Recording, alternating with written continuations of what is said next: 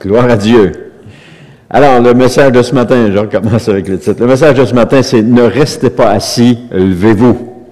Ne restez pas assis, levez-vous. Merci Roberto que tu es debout. Les autres, vous ne serez pas sur l'enregistrement, ça va être coupé, mais c'est pas grave. 2 Rois, chapitre 7, le verset 3 nous dit « Près de la porte d'entrée de la ville se trouvaient 4 hommes atteints d'une maladie de peau rendant impur. » Donc, dans d'autres versions, ils avaient la lèpre, ils étaient lépreux. Ils se dirent l'un à l'autre, « À quoi bon rester ici à attendre la mort? » Vous savez, peu importe la gravité du problème auquel vous faites face aujourd'hui, ou peu importe à quel point vous êtes dépassé par les circonstances, tout peut changer rapidement. Ou je pourrais dire, tout peut changer. Parce que des fois, c'est pas rapidement, mais tout peut changer. John Hagee a dit, la prochaine chose, a dit, cette histoire se passe, tant que vous vivrez, vous rencontrerez des problèmes, mais vous servez un Dieu qui résout les problèmes. Ouais, Roberto, je vois que tu travailles dessus, ça résonne beaucoup.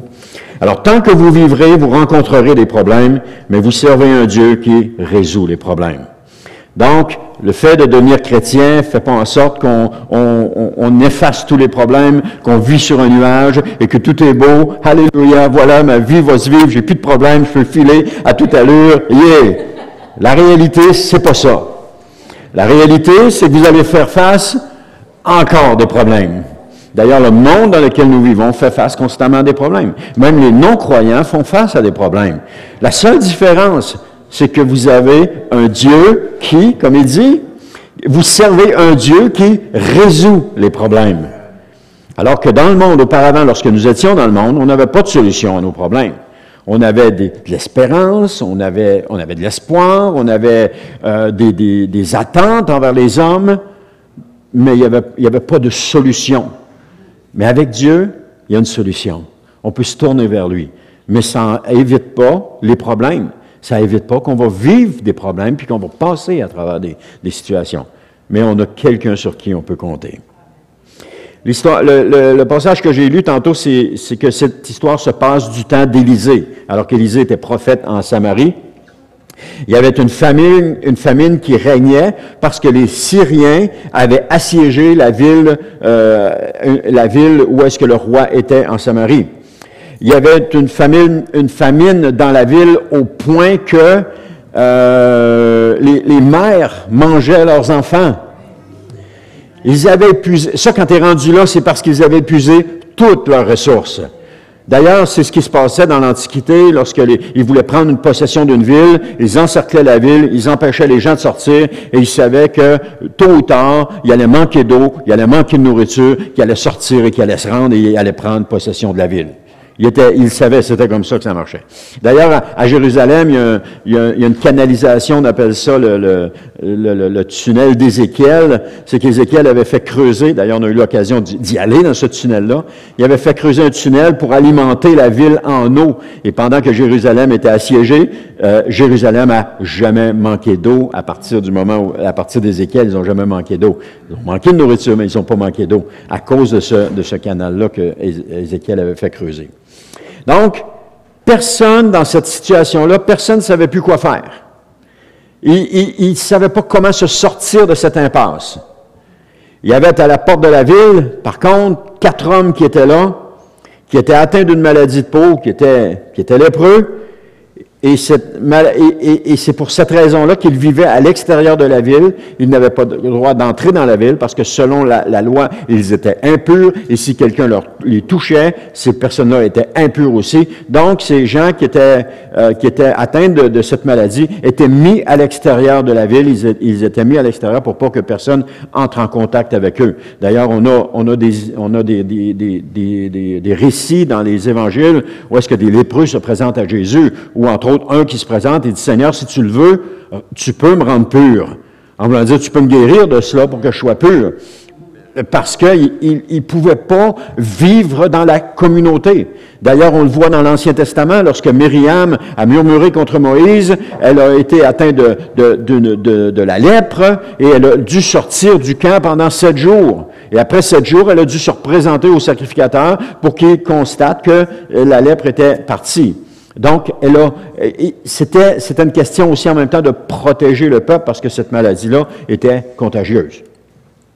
Mais ce matin, on va voir 3 points. Le premier, c'est une situation désespérée. Le deuxième, c'est plus rien à perdre. Et le troisième, c'est lève-toi, Dieu a déjà agi. Une situation désespérée. Dans 2 Rois, chapitre 6, le verset 24 à 25, nous dit « Quelque temps plus tard, Ben-Hadad, le roi de Syrie, mobilisa toute son armée et alla mettre le siège devant Samarie. Pendant que le siège de la ville se prolongeait, une grande famine qui sévissait au point qu'une tête d'âne valait 85 pièces d'argent et une livre de pois chiches, 5 pièces d'argent. » Dans la traduction sommaire, on parle d'une livre de pois chiches, mais dans la traduction seconde, on parle de fiantre de porc, de pigeon. Voyons, on va la voir. Mais on voit que le peuple d'Israël en Samarie est dans une grande détresse. Qu'importe les raisons, ça ne change rien, ils sont dans une grande détresse. Ils étaient confrontés à un problème dont personne n'avait la solution, si c'était que de se rendre à l'envahisseur. Mais ce n'était pas ça qu'ils voulaient. La situation était si dramatique que les gens étaient prêts à payer une forte somme d'argent pour une tête d'âne. Et d'ailleurs, la tête d'âne l'âne était considéré comme un animal impur. Ça veut dire que tu as tout épuisé tes ressources quand tu es prêt à aller jusque-là. Ensuite de ça nous démontre, c'est ça que le peuple avait épuisé vraiment toutes ses ressources. Mais que lui restait-il à faire pour s'en sortir? Comment est-ce qu'il pouvait faire pour s'en sortir? Qu'est-ce qui allait se passer? C'est aussi ce qui nous arrive parfois. On se retrouve dans une situation désespérée, qu'importe la raison, mais on se retrouve dans une situation désespérée. Et elle dure si longtemps qu'on épuise toutes nos ressources. Ça veut dire qu'on essaye par notre propre force de se sortir de cette situation-là. Ça peut être une situation financière, ou à cause de la perte d'un emploi, un exemple, je prends un exemple comme ça, à cause de la perte d'un emploi, et puis là, on se retrouve dans une situation précaire, il n'y a plus d'emploi, là, on se retrouve sur le chômage, et le chômage finit, il n'y a toujours pas d'emploi, on l'a vu, il y a des gens qu'on a vu comme ça, il n'y a plus d'emploi, et qu'est-ce qu'il reste à faire? Il reste l'assistance sociale, mais c'est pas le revenu idéal, ça dépanne, mais c'est pas le revenu idéal. Qu'est-ce qu'il reste à faire? La seule chose qui reste à faire, il n'y a pas d'autre moyen, mais il reste à se tourner vers Dieu et à compter sur lui. Une expérience récente m'a démontré qu'on ne peut pas à la place des autres. On ne peut pas forcer non plus les autres à quelque chose, et même si on peut les encourager, on ne peut pas les forcer à quelque décision que ce soit. Chacun de nous, on est face, dans notre situation, on est face à des décisions qu'on doit prendre, à des actions, des pas de foi qu'on doit faire. Chacun de nous, on est face à ça. Puis on peut pas forcer personne. Je peux pas forcer Carmen à prendre une décision. Quand même, j'aurais tous les encouragements possibles, tout le désir à l'intérieur de moi possible. Si elle veut pas, elle veut pas. Ou si elle ne croit pas, quand même que j'essaierais de lui rentrer à coups de marteau, elle ne croira pas plus. Je vais juste lui faire des bosses sur la tête, mais elle ne croira pas plus.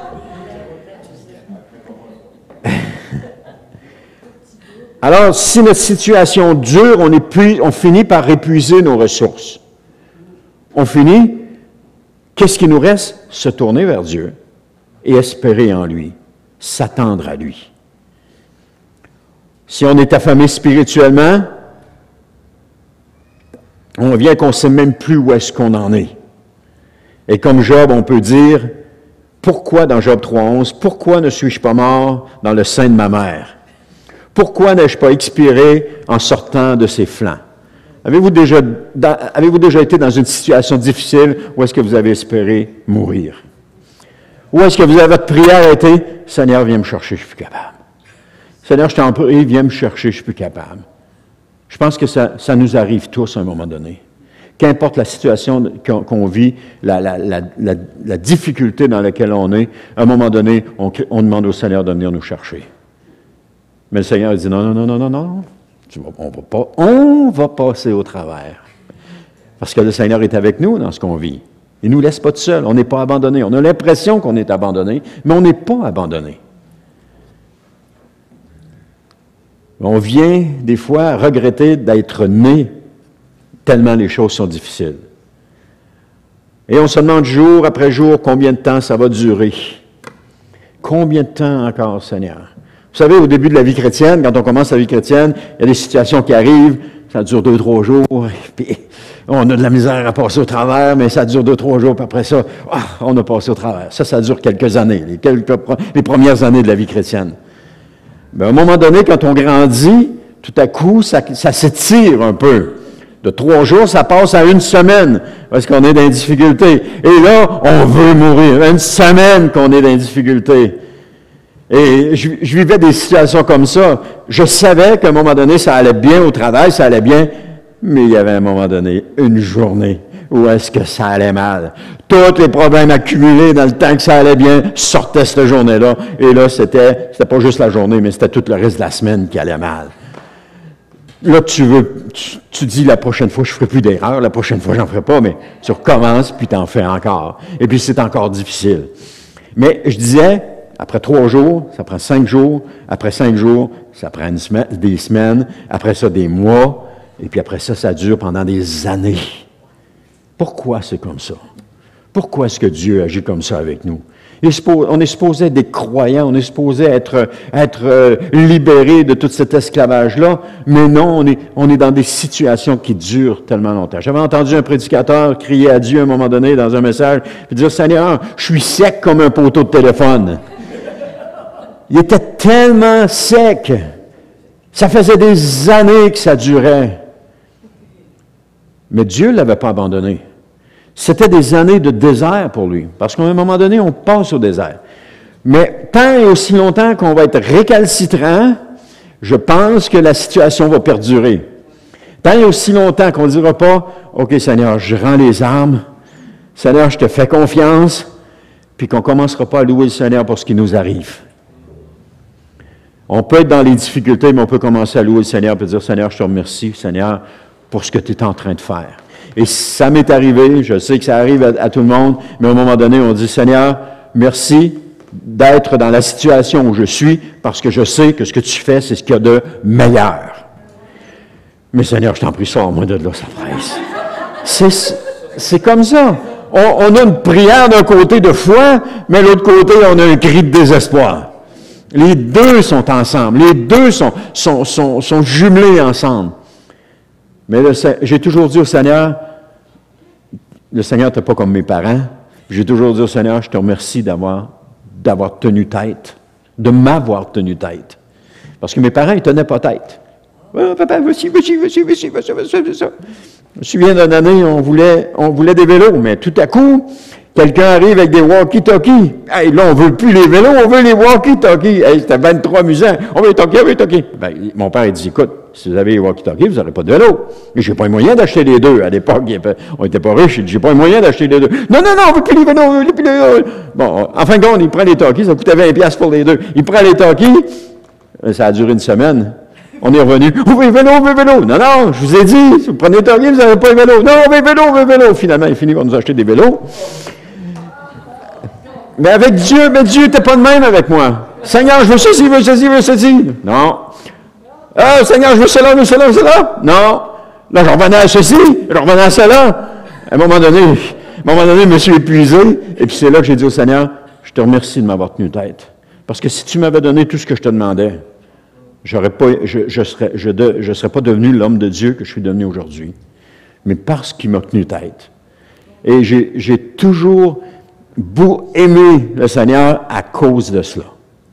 Pas que je n'aimais pas mes parents, je les aimais. Mais j'avais besoin que quelqu'un, à un moment donné, me tienne tête. Et Dieu l'a fait. Il n'y a pas un homme qui aurait pu le faire. En tout cas, je pense pas. Mais Dieu pouvait le faire. Mais mon amour, à cause de ça, mon amour a grandi pour Dieu. Parce que je savais que je pouvais lui faire confiance, puis je savais qu'il était respectueux, puis je savais que s'il disait non, c'était mieux que ce soit non, mais s'il disait oui, je savais que c'était mieux. Puis je savais que dans quoi que ce soit qu'il faisait, c'était la meilleure décision pour moi. Mais ça a pris des années à prendre ça. Ça ne s'est pas appris dans une période de 3 jours. Où voilà, je l'ai appris. Non, ça a pris des années. Des années. Combien de fois je me vois m'en aller travailler en prenant l'autobus, parce qu'on n'a pas d'auto à ce moment-là, et je dis au Seigneur, « Oh Seigneur, c'est fini, là, j'en ai assez, là, j'arrête, je lâche tout, c'est fini, Seigneur, je lâche tout. » Et pas longtemps après, il y a une parole qui me vient, tout le temps la même parole qui me venait, « Si tu pourras, Denis, tu ne pourras jamais oublier tout ce que j'ai fait pour toi. » « Ah, c'est vrai, Seigneur, je ne pourrais pas oublier ce que tu as fait pour moi. » Et là, je me remotivais, puis je recommençais à marcher. La semaine d'après, ça recommençait, « Seigneur, je t'écœurais, Seigneur, j'abandonne tout, je lâche tout, je laisse tout tomber, Seigneur, c'est fini. » « Denis, tu ne pourras jamais oublier tout ce que j'ai fait pour toi. » « Ah, tu as raison, Seigneur, je ne pourrai jamais oublier tout ce que tu as fait pour moi. » Ça a duré des années, frères et sœurs. Des années de combat comme ça. Jusqu'à un moment donné où je finisse par comprendre que c'était dans mon attitude, je devais accepter la situation, puis commencer à louer le Seigneur pour la situation dans laquelle j'étais, puis dire, « Je te remercie, Seigneur, pour ce qui m'arrive. » Je me souviens de la fois où ce nuage-là est disparu, le nuage qui revenait à chaque semaine au-dessus de ma tête. Cette fois-là où est-ce que je suis à côté, je suis arrêté à une lumière avec mon automobile, j'ai la main dans la porte, puis je dis, « Ah, je t'en ai dit ça. » Non. Ça faisait plusieurs fois que le Seigneur me parlait. Non, Satan l'ennemi, dans le nom de Jésus, c'est terminé.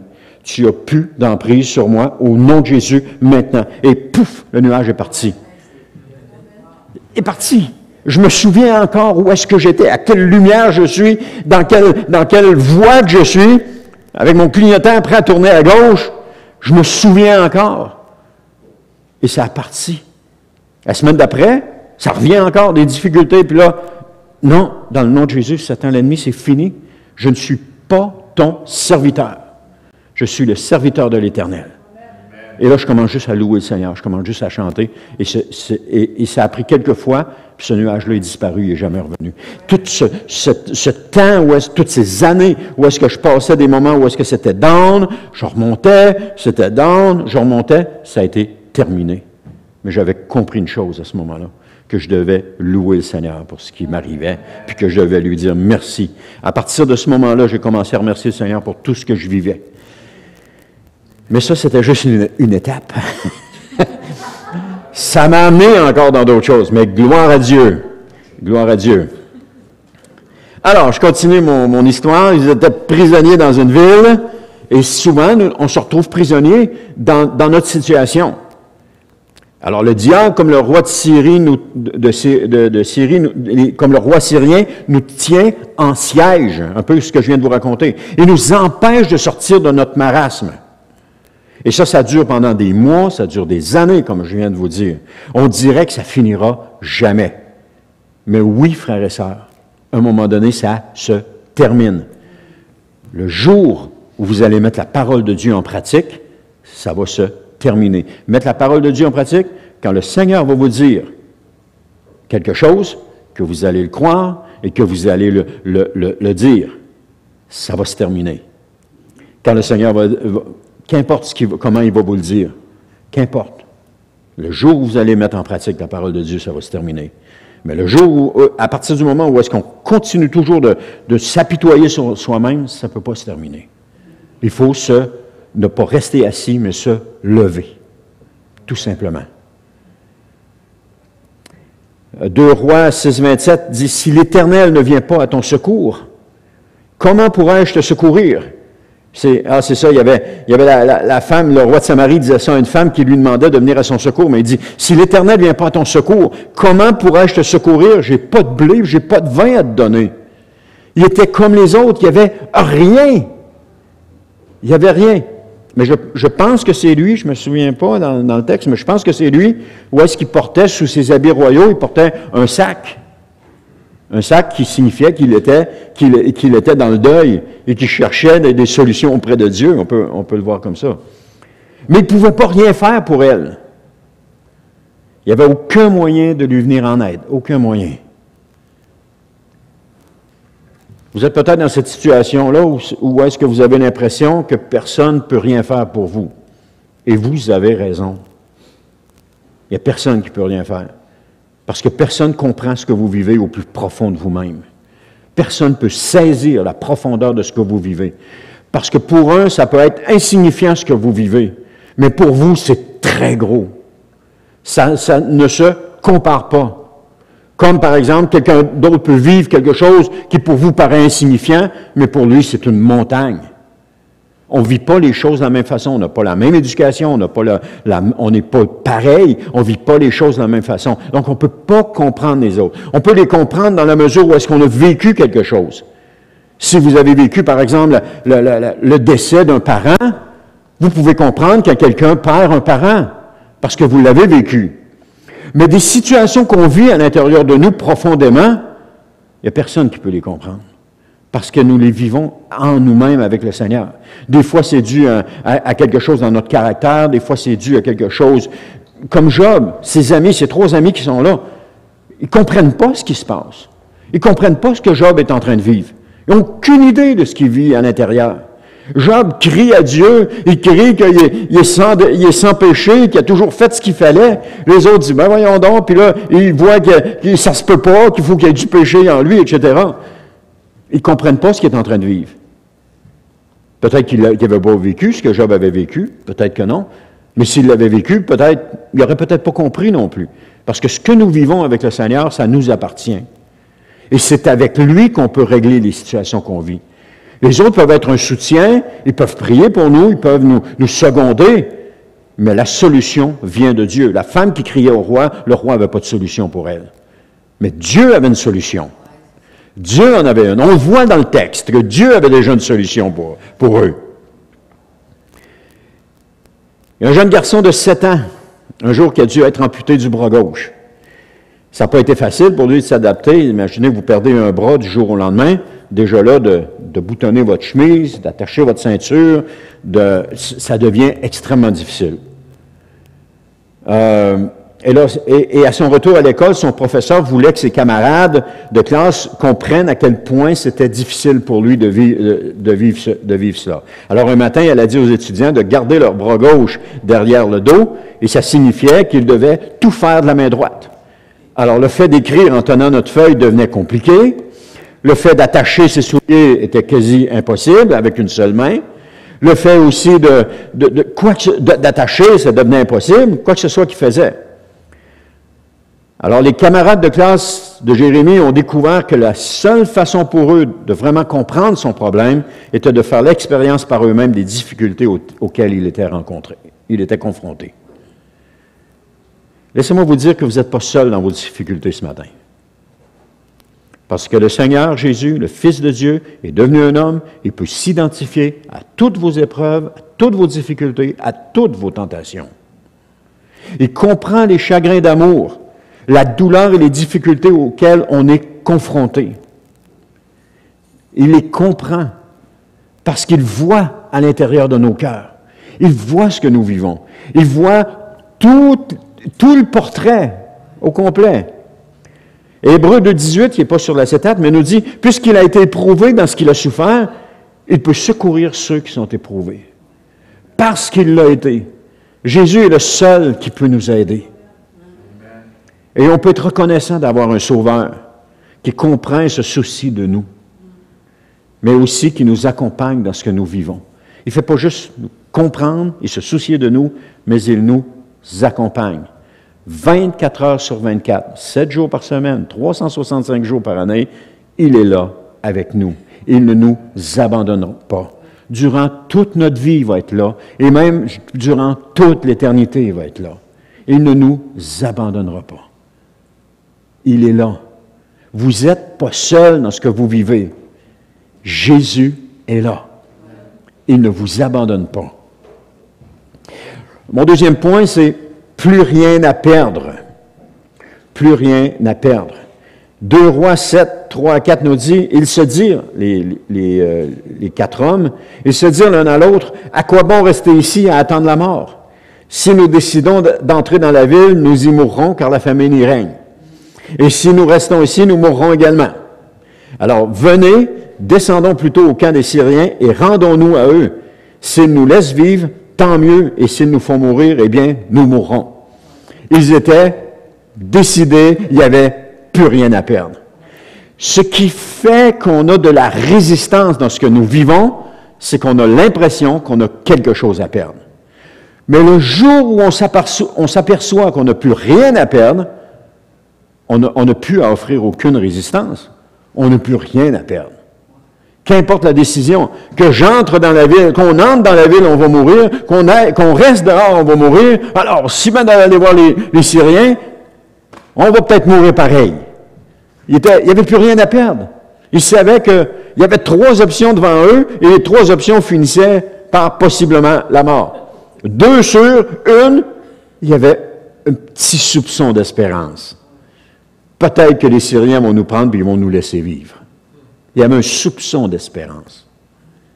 L'espérance, d'ailleurs, c'est ce qui nous permet de continuer. Sans espérance, on ne peut pas continuer. Sans espérance, on est foutu. C'est ce qui nous permet de continuer. Donc, au milieu de leurs difficultés, ils ont pris leur courage à 2 mains.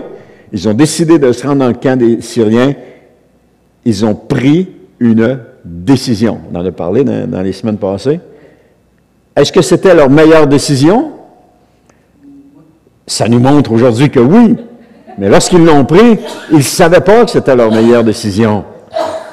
Ce sont les conséquences qui en découlent qui nous confirment si c'est une bonne décision ou non. Tant qu'on n'est pas dedans, on ne le sait pas.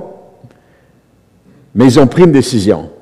De toute façon, comme je vous ai dit, ils étaient condamnés à mort. Alors, aujourd'hui ou demain, ça n'avait plus d'importance. Au milieu de nos souffrances, ce qui manque, parfois, c'est le fait de se décider. Et c'est pas ce qui nous manque, c'est ce qu'il y a de plus difficile. Se décider à faire confiance à Dieu. Arrêter de se battre contre lui, mais de commencer à se battre avec lui. On est comme le roi de cette ville de Samarie, nous nous concentrons sur le problème plutôt que de nous concentrer sur la parole de Dieu. On se laisse tellement envelopper par la voix bruyante de ce monde que nous perdons de vue la vision de notre victoire.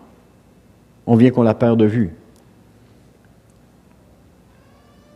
Et lorsque cela se produit, la foi et la puissance commencent à affaiblir. Notre vie s'effondre de toutes parts. Oui, c'est ça. Si c'est ce qui se passe maintenant, alors, pour vous, arrêtez de vous lamenter. Cessez de fixer votre problème et vous apitoyer sur vous-même, parce que ça mène nulle part. Mais inquiétez-vous pas, ça va revenir. Notre nature est ainsi faite. Mais lorsqu'on le sait, on est capable de réagir à ce moment-là.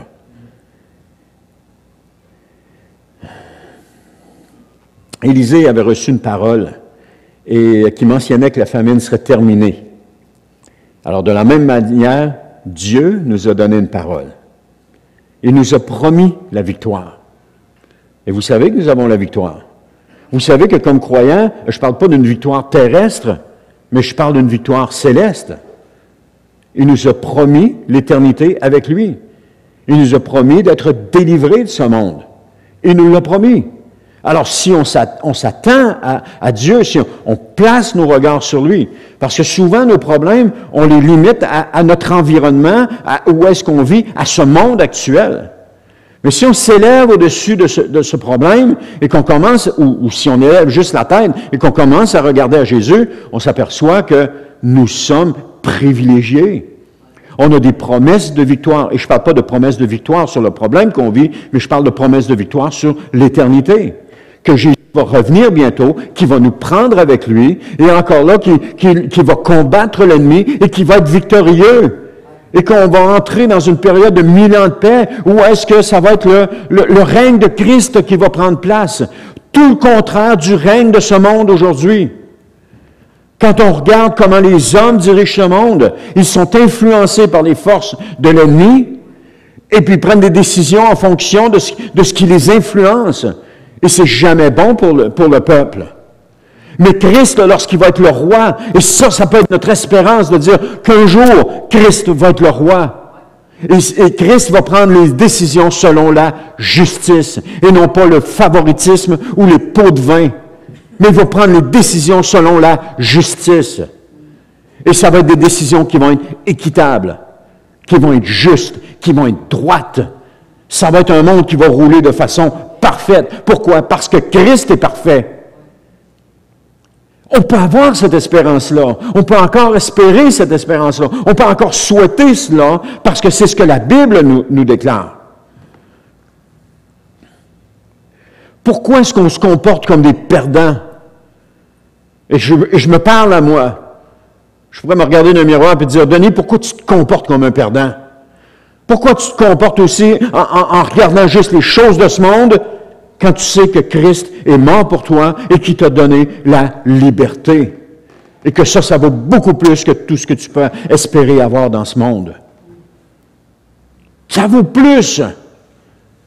Beaucoup plus. Pourquoi est-ce que je vais me parler à moi, hein? Pourquoi, Denis, tu ne regardes pas plus haut?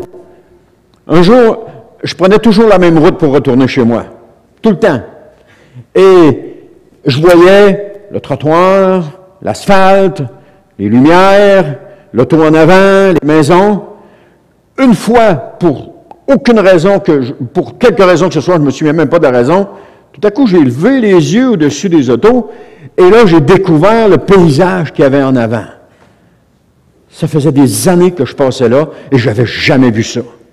Pourquoi? Parce que j'avais toujours les yeux plus bas. Mais quand je les ai levés et que j'ai vu, j'ai découvert un autre paysage qui était complètement différent. Je pouvais apercevoir au loin un ancien collège de frères qui était sur une montagne. Je pouvais apercevoir des arbres. Je pouvais apercevoir plus de choses.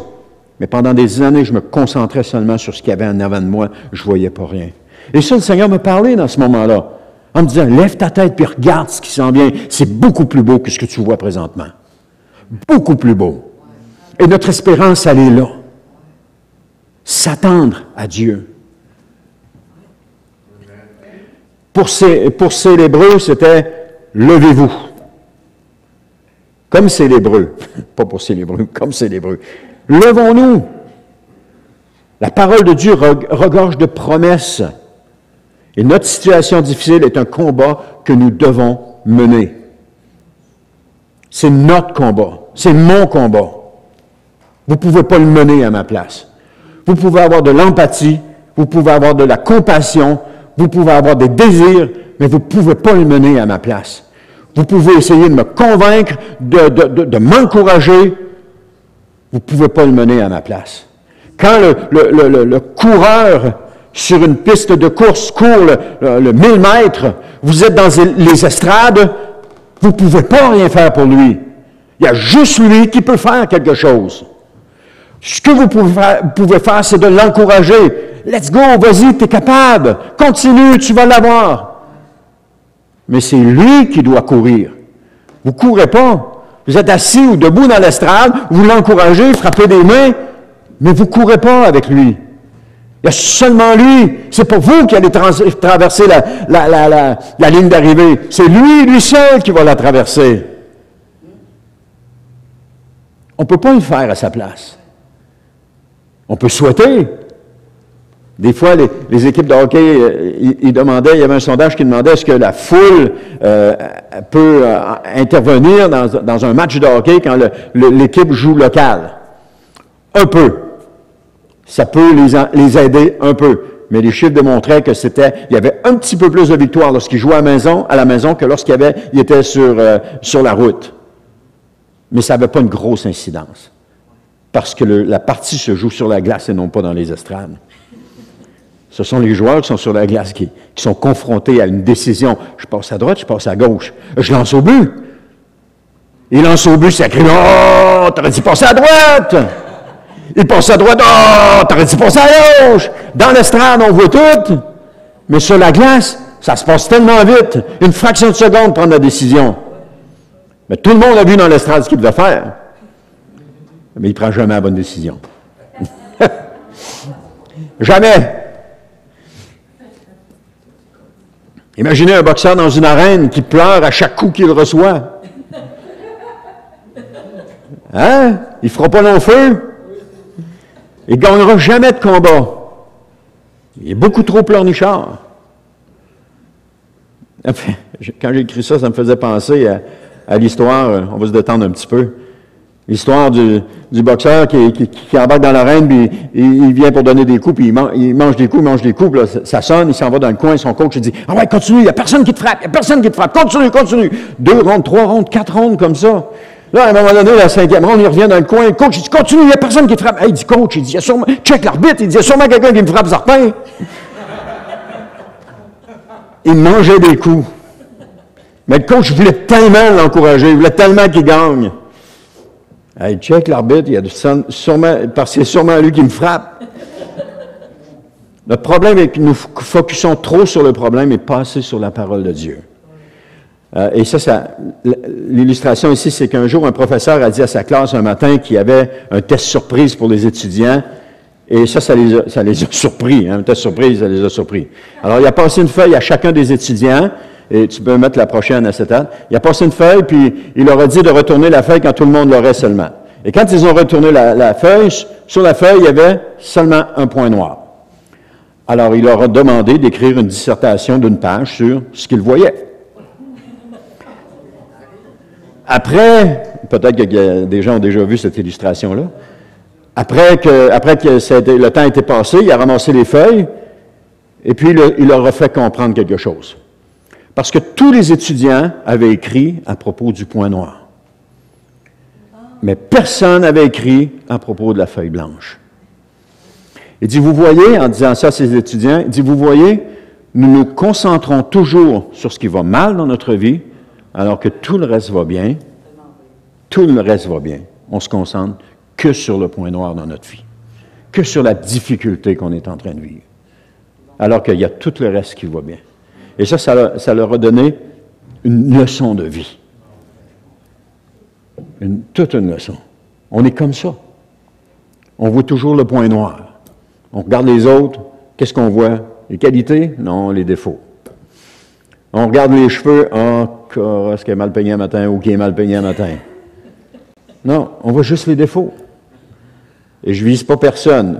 Je vise pas personne. Vous êtes tous bien peignés un matin.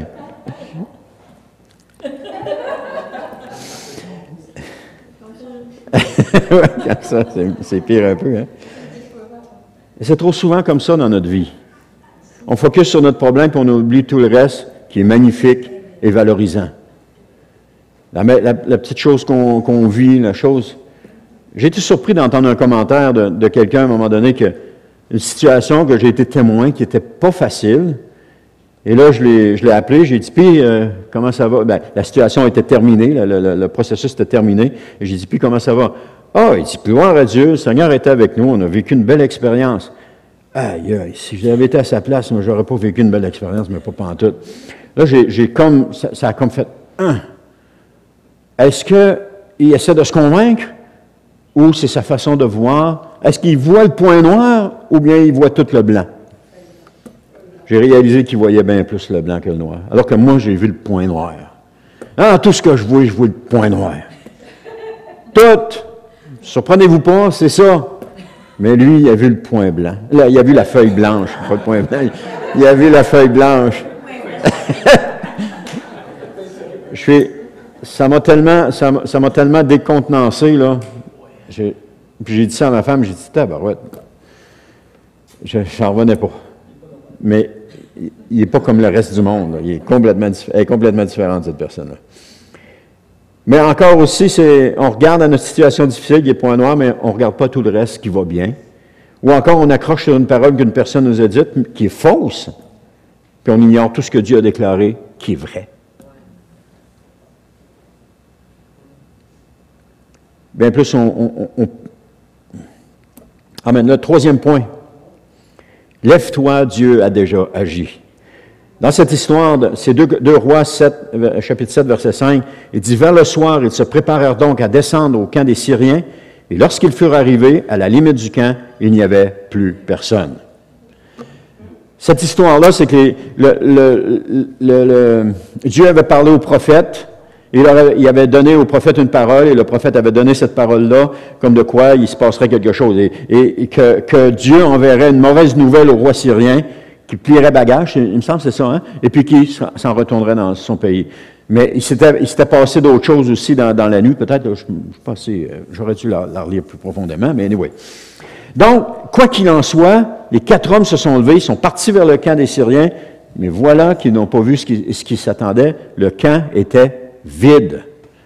Tout le monde était parti précipitamment, comme ils disent, en laissant la nourriture sur place, l'eau, les animaux, même des vêtements sur le chemin par lequel ils s'en allaient. Là, eux autres se sont régalés, ils ont mangé de ce qu'il y avait là, mais là, ils se sont sentis un petit peu coupables, ils ont dit, ouais, on serait peut-être mieux d'aller à la ville leur dire que c'est ça. Alors, ils sont partis, ils sont allés à la ville leur dire, et dans la ville, ils n'y croyaient pas, là. Il n'y avait aucune crédibilité, ces gens-là, pour eux autres. Ils n'y croyaient pas. Finalement, ils ont envoyé quelqu'un pour aller voir, puis ils ont fini par aller voir pour arriver que, oui, c'est vrai, les Syriens étaient partis. Dieu avait déjà agi. Avant qu'ils ne sortent de la ville, Dieu avait agi.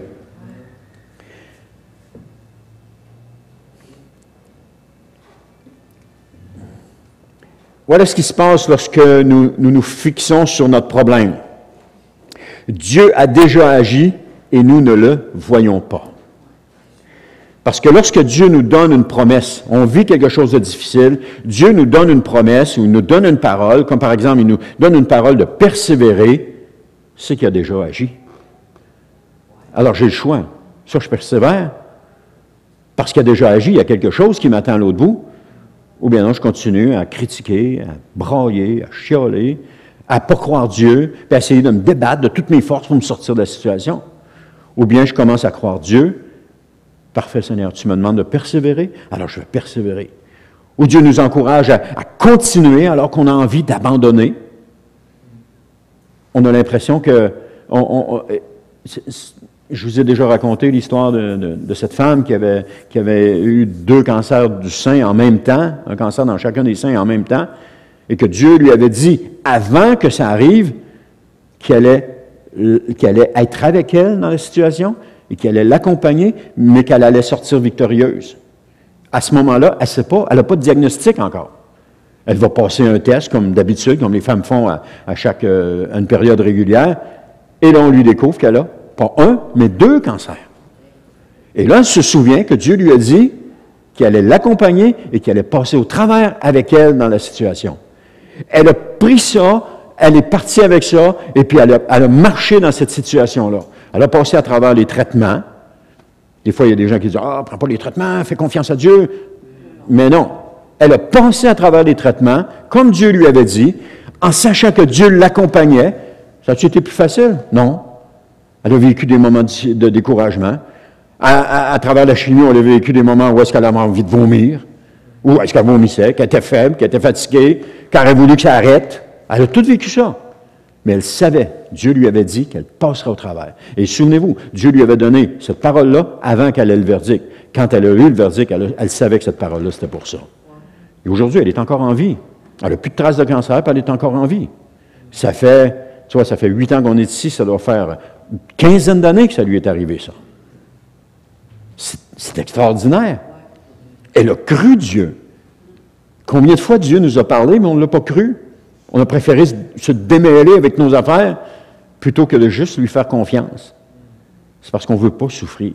On ne veut pas passer à travers des choses difficiles. On veut s'en sortir.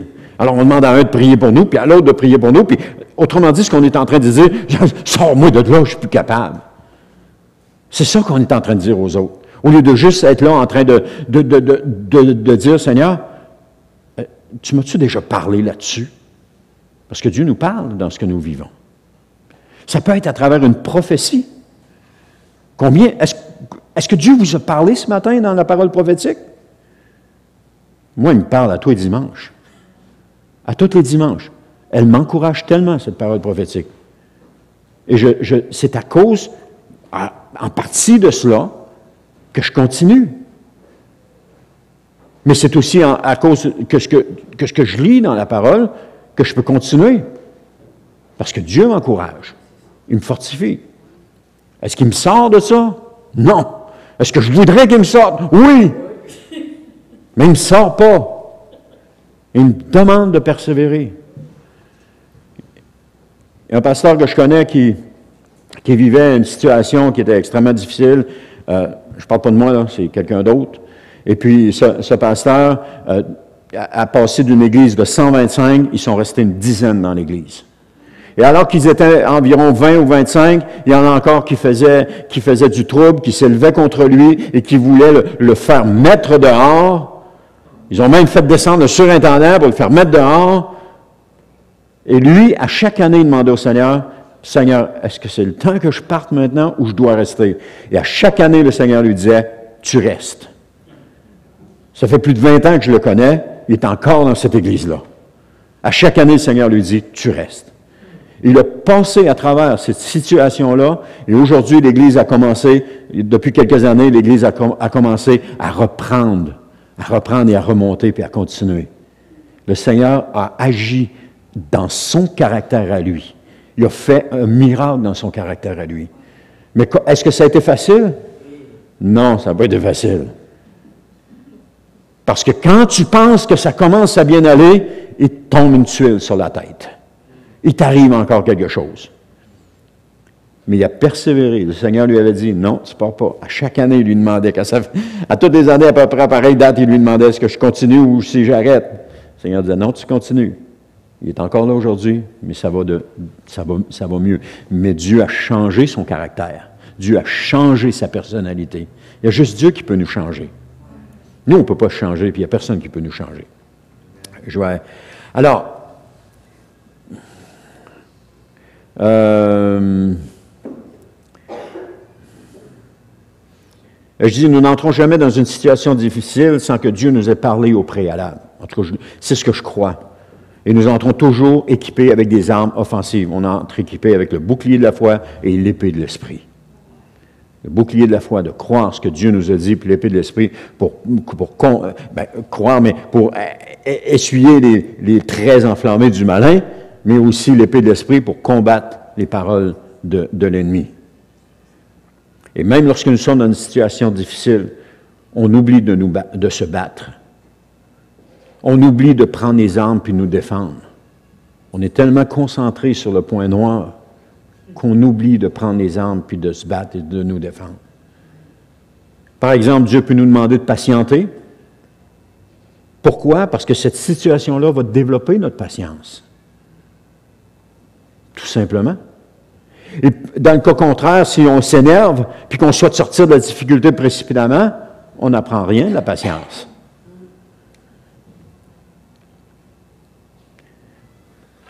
Une autre difficulté qui peut être d'exercer notre persévérance. Et Dieu nous donne des messages pour nous encourager à persévérer, puis au milieu des combats, on utilise la parole de Dieu qui nous est donnée pour nous aider à persévérer. C'est pas compliqué. Seigneur, tu m'as dit de persévérer, alors Seigneur, je vais persévérer. Merci Seigneur de m'encourager à persévérer. Et on continue.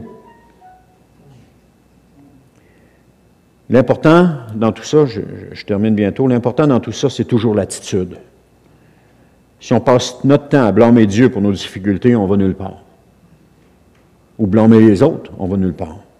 On a besoin de garder une attitude de vainqueur et de s'appuyer sur la parole de Dieu et ses promesses. Et lorsque nous sommes découragés, on se remémore ce que Dieu nous a dit et on regarde à lui pour la victoire. On regarde à lui pour la victoire.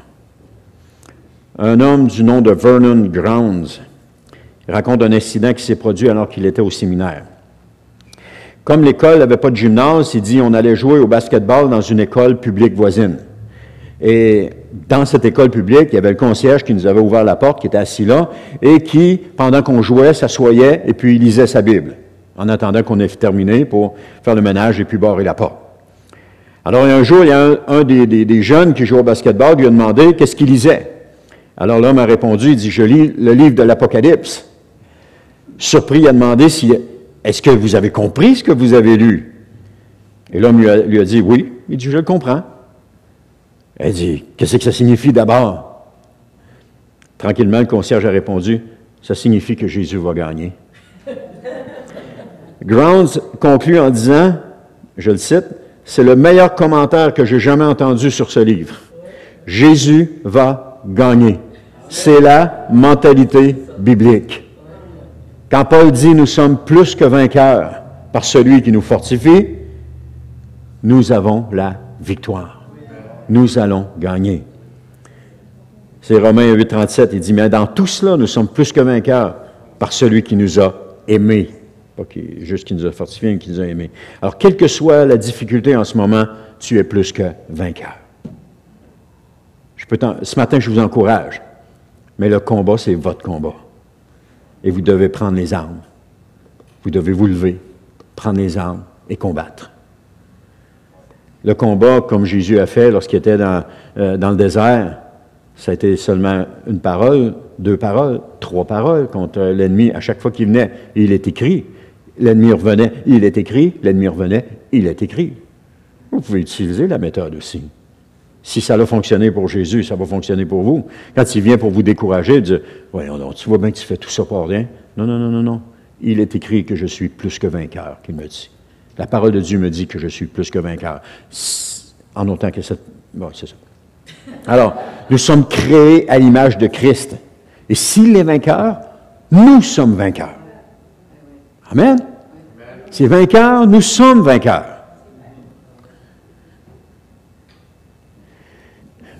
Ne restez pas, je termine en conclusion, ne restez pas assis jusqu'à ce que vous mouriez. Les lépreux se sont levés à un moment donné et ils sont allés. N'acceptez pas la défaite. Ne vous résignez pas. Levez-vous par la foi, vous en êtes capable. Vous avez la force de vous lever par la foi. Attachez-vous à la parole de Dieu et battez-vous pour votre vie. Notre espérance est plus grande que toutes les espérances que le monde peut donner. Et notre vie vaut la peine d'être vécue. Quelle que soit la difficulté. Fâchez-vous contre le diable. Ne le laissez pas vous dominer, il vous est soumis, nous dit la parole de Dieu. Prenez l'autorité que le Seigneur vous a donnée et combattez-le avec la parole de Dieu. Les paroles que Dieu vous a données. Et si vous êtes dans une situation et que Dieu ne vous a pas donné de parole, je vous encourage à prendre votre Bible et à dire, Seigneur, parle-moi. Puis à commencer à lire, commencer à regarder. Peut-être que vous avez mis en jaune des passages. Commencez à regarder, tournez les pages une après l'autre, puis regardez ce que Dieu vous a donné comme parole en jaune. Il vous a sûrement parlé à un moment donné à propos de cette situation-là. Certainement qu'il vous a parlé. Fabriquez-vous pas une parole de Dieu, par contre. Ça, c'est important. Parce que des fois, on peut se fabriquer une parole de Dieu et croire que c'est Dieu qui nous l'a donnée. Peut-être que vous avez besoin de le faire pour comprendre. Il a fallu que je passe là pour comprendre. Je m'étais fabriqué une parole de Dieu, mais je me suis retrouvé avec quelque chose de très désagréable. Mais lorsque Dieu a parlé, ça vient souvent, je parlais tantôt de l'exemple de la dame qui avait eu 2 cancers, souvent, Dieu me parlait avant que la situation arrive. Et quand je me suis retrouvé dans la situation, j'ai fait fi de ce que Dieu m'avait dit parce que j'étais tellement concentré sur la situation. Mais à un moment donné, vient un temps où est-ce que, OK, Seigneur, comment je fais me sortir de ça? On se rappelle ce que Dieu nous a donné. Puis dans votre lecture biblique quotidienne, Dieu parle à tous les jours, ou pratiquement tous les jours. Mettez en jaune ce qu'il vous dit. Écrivez-le, soulignez-le, faites ce que vous voulez, mettez un nuage autour, faites ce que vous voulez. Mais Dieu parle à tous les jours. Et c'est ça qu'il faut aller chercher, ce que Dieu nous a dit quand on vit une difficulté. Puis là, ce qu'il vous a dit, ce n'est pas toujours qu'il va vous sortir de la difficulté.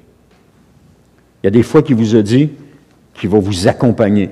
Il y a d'autres fois qu'il vous a dit qu'il va combattre à votre place. Il m'a déjà dit, ferme-la. Puis regarde, je combats pour toi. Je le paraphrase, là. Ma femme, elle est du genre à s'exprimer promptement. À un moment donné, le Seigneur lui a dit, tu te fermes. Tu dis plus rien. Imaginez comment ça bouillait dans sa bouche, là. Elle voulait s'exprimer, mais le Seigneur lui avait dit de se fermer. Moi, je ne suis pas du genre à m'exprimer. Le Seigneur m'avait dit, parle. Moi, ça ne bouillait pas dans ma bouche, ça bouillait en dedans. Comment je vais faire pour parler? Comment je vais faire pour le dire? Le Seigneur m'avait dit de parler.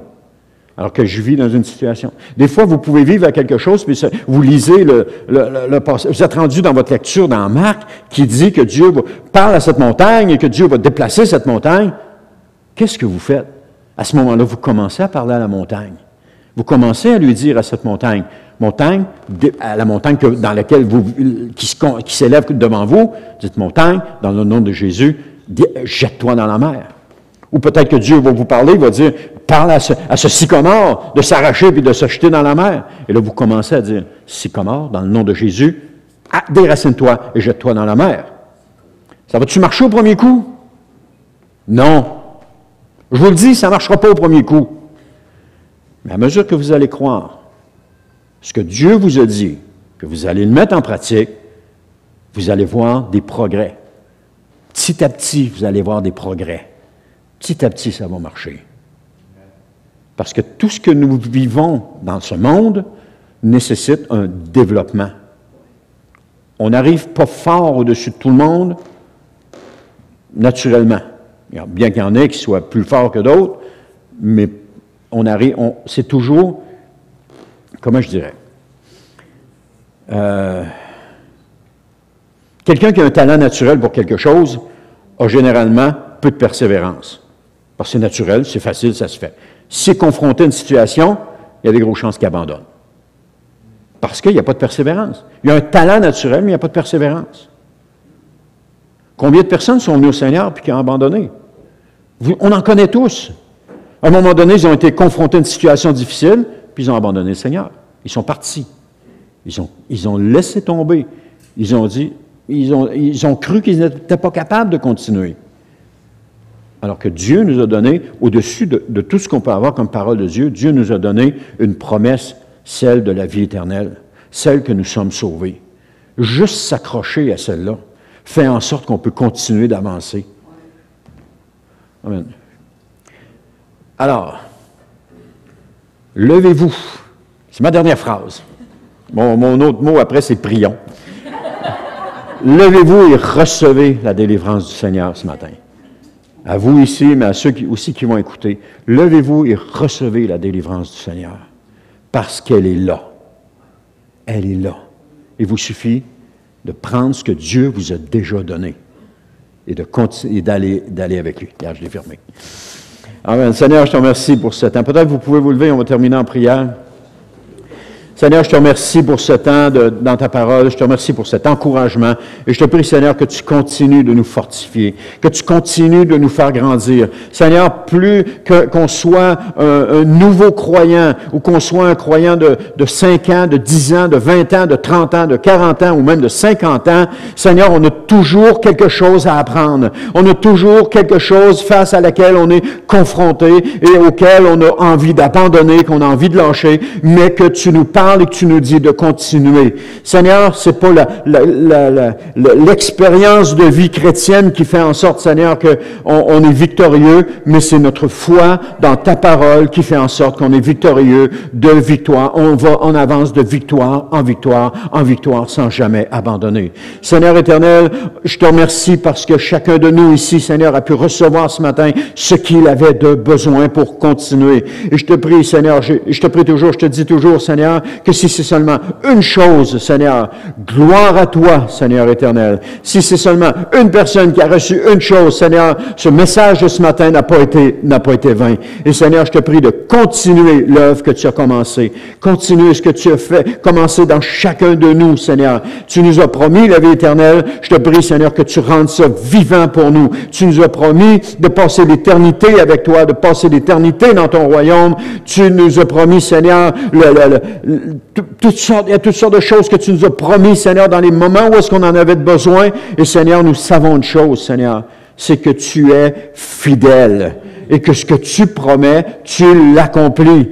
Seigneur, ta parole regorge de promesses dans le passé que tu as fait des milliers, des centaines d'années auparavant et qui se sont réalisées. Pourquoi ce que tu me promets ne se réaliserait pas? Seigneur, c'est au nom de Jésus que je crois à tes promesses maintenant et c'est au nom de Jésus que je m'appuie sur toi. Et Seigneur, quelle que soit la difficulté dans laquelle nous pouvons être, Seigneur, nous savons que tu es là. Nous savons que tu es présent. Nous savons qu'il y a une espérance. Nous savons, Seigneur, que nous pouvons sortir vainqueurs. Mais Seigneur, nous savons que tu es là avec nous et que tu ne nous abandonnes pas et que chaque pas que nous faisons, même si nous faisons des pas dans l'obscurité, nous savons que tu es là, que tu nous guides par la main et que tu marches avec nous. Nous savons que tu nous as jamais abandonnés. Nous savons que tu es présent quand nous nous assemblons. Nous savons, Seigneur, que tu es le Dieu de toute éternité. Nous savons que tu nous as créés, que tu nous as formés, que tu nous as appelés par notre nom, que tu nous as établis, tu nous as sortis du bourbier, tu nous as établis sur le rocher. Nous savons toutes ces choses, Seigneur. Et je te prie, Seigneur, qu'au milieu, Seigneur, des difficultés, nous nous rappelions ce que tu as fait pour nous et que nous soyons encouragés à continuer. Dans le nom de Jésus, Père, je t'ai prié. Amen. Gloire à Dieu.